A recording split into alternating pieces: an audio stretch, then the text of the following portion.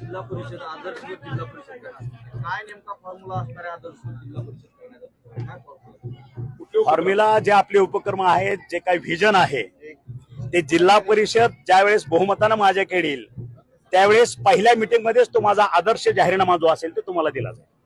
तुम्ही भारतीय जनता पार्टीवरती आज टीका केलेली आहे, तर आता जिल्हा परिषद ज्या निवडणुका आहेत त्याच्यात युतीची काही चर्चा होईल किंवा काय भूमिका काय असणार आहे? नाही चर्चा केली. आता माझे जे पदाधिकारी आहेत ह्या ठिकाणचे, माझे जिल्हा प्रमुख असतील, तालुका प्रमुख असतील, सगळ्यांची व्यथा की ह्या ठिकाणी आम्हाला भाजपनं फसवलं ही जी त्यांची व्यथा आहे, जी व्यथा आहे ती व्यथा मी फक्त जाहीरपणे मांडली.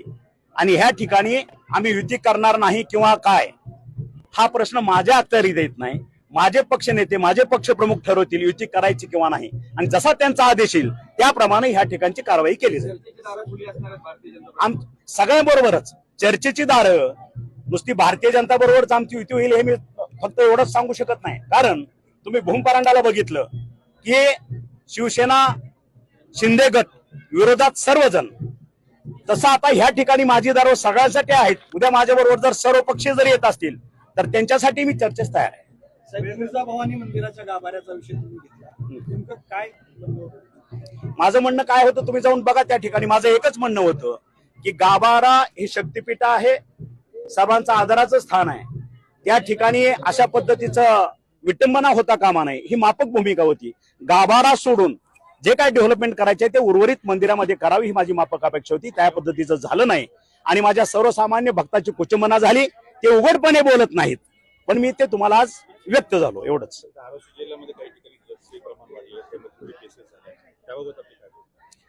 आता जनतेनं ड्रग पेडलरला नगराध्यक्ष केलं तुळजापूरचं, त्याच्यामुळे मला वाटतं इथून पुढं धारा आपल्या तुळजापूर ह्याच्यामध्ये मातेचा प्रसाद देण्याच्या ऐवजी येणाऱ्या भक्ताला ती ड्रग चेक पुढे दिली जाईल.